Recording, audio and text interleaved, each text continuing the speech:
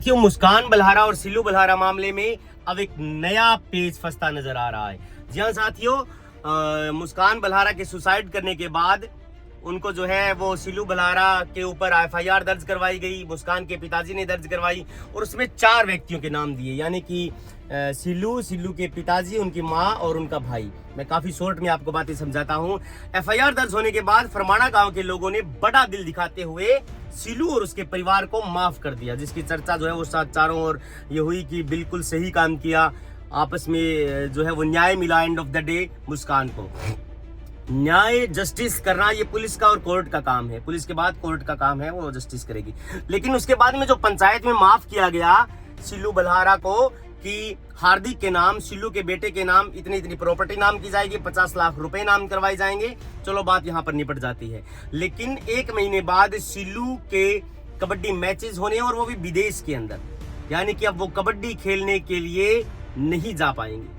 जी हाँ दोस्तों, आपको जानकर के आश्चर्य होगा, हैरानी होगी। अब आपको विदेशों में सिल्लू बलहारा खेलते हुए नजर नहीं आएंगे तब तक, जब तक कि वो इस एफआईआर को डिस्पोज नहीं हो जाती, इस एफआईआर रद्द नहीं हो जाती, यानी कि इसका जो है वो बरी नहीं हो जाते, तब तक जो है मामला अंडर ट्रायल रहेगा। तब तक जो है वो विदेश नहीं खेलने जा सकेंगे। अब आप कह रहे होंगे कि उनका तो राजीनामा हो गया, तो मैं आपको पहले भी मैंने वीडियोज में बताया है कि राजीनामा गंभीर प्रकृति के मामलों में नहीं होता।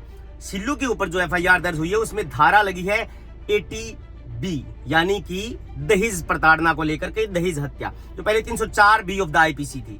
तो साथियों, मैं आपको बताना ये चाहता हूं कि इस एफआईआर के अंदर 7 वर्ष से लेकर के आजीवन कारावास तक की मैक्सिमम पनिशमेंट है। और राजीनामे की बात जहां पर पे आती है, तो मैं आपको बता देना चाहता हूं कि गंभीर प्रकृति के मामलों में राजीनामा नहीं होता है।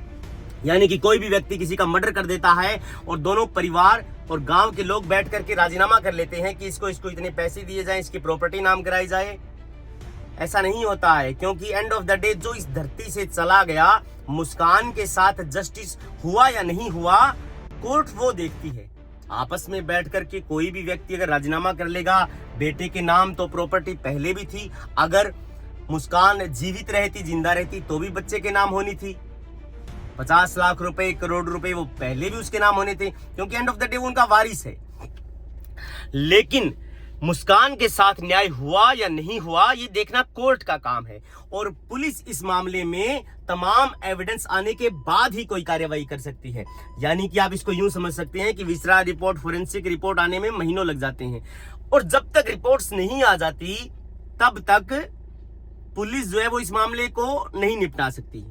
कोर्ट में मामला जो है वो उसके पिता एफआईआर को स्वीकार करेंगे, अगर एफआईआर भी लगेगी तो। लेकिन आप मान करके चलिए 1 महीने बाद जो मैच होने हैं, वो मैच सिल्लू बलहारा विदेश में जाकर के नहीं खेल पाएंगे।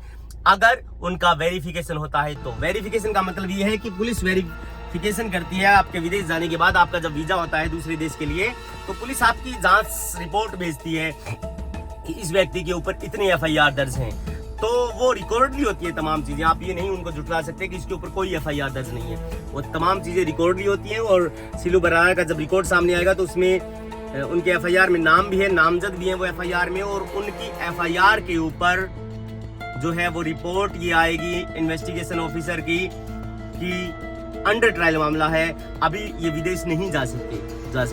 और जिसके ऊपर एफआईआर दर्ज होती है, मैं पहले भी कहता हूं कि अगर आपको अपना पासपोर्ट वीजा बनाना है तो सबसे पहले आप अपना पासपोर्ट बना लीजिए, अदरवाइज आपके ऊपर मुकदमा है और मुकदमा सलटने से पहले आपका पासपोर्ट नहीं बनेगा।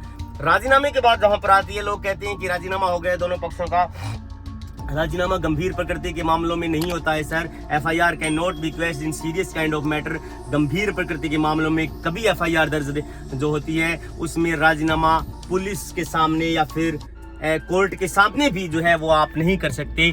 ऐसा इसलिए क्योंकि कानून में ये रास्ता है, कानून में ये प्रोविजन है कि इसमें राजीनामा जो है वो अलाउड नहीं है। जहाँ साथियों, मैं आपको कहना ये चाहता हूँ कि अगर आपके ऊपर भी कोई एफआईआर दर्ज है तो आप भी मान करके चलिए कि जिस मामले में आजीवन कारावास तक की सजा है, उस मामले में कभी भी राजीनामा नहीं हो सकता। आप कोर्ट में भी राजीनामा पेश नहीं कर सकते। आप ये भी नहीं कह सकते कोर्ट के सामने कि हमारे दोनों परिवारों का राजीनामा हो गया इसलिए आप मुकदमे को रद्द कर दीजिए। हाई कोर्ट में भी FIR can not be quashed in serious kind of matter. ध्यान रखें हमेशा, जो लोग पंचायत में थे उनमें से अगर कोई भी वकील होता, समझदार आदमी ये होता, कानून का गाता होता, हालांकि वहां पर बहुत सारे समझदार आदमी थे, दोनों परिवारों के, दोनों गांवों के, दोनों पक्षों के जो है वो समझदार आदमी थे, मोजीज आदमी थे, जो जिनका लोहा गांव मानता है। लेकिन लैक ऑफ नॉलेज, कानून की कमी के कारण अगर वो इस बात को लेकर के ये कहते कि राजीनामा हमारा किया गया आपस में नहीं मान्य होगा सर, हम बाहर कितना ही राजीनामा करते रहे, लेकिन जब तक राजीनामा कोर्ट के अंदर नहीं होगा, यानी कि गवाह जब तक अपने बयानों से मुकर नहीं जाते, उनको बोलते हैं हॉस्टाइल विटनेस। लेकिन मैं कहना ये चाहता हूं कि कोर्ट के अंदर भी आपका राजीनामा नहीं चलता। पुलिस थाना तो चलिए छोटी बात है, court end of the day जो है वो सर्वोपरि होता है। और सिल्लू बलहारा जब तक इस केस का निस्तारण नहीं हो जाता, केस में एफआईआर नहीं लग जाती, एफआईआर स्वीकार नहीं हो जाती, और एफआईआर स्वीकार होने के बाद कोर्ट में जो कागज है वो थाने में नहीं पहुंच जाता कि इस मामले को लेकर के कोर्ट में जो है वो इनको दोष मुक्त कर दिया है, वो ऑनलाइन रिकॉर्ड जब तक दुरुस्त नहीं होगा, सिल्लू बलहारा कभी विदेश नहीं जा पाएगी। कबड्डी खेलने के लिए ये मेरा कहने का मकसद ये है कि अब कबड्डी देश में खेल सकते हैं, विदेश में जाने के लिए उनको वेट करना पड़ेगा। सो वेट एंड वॉच इस मामले को लेकर के आगे क्या होता है। Thank you.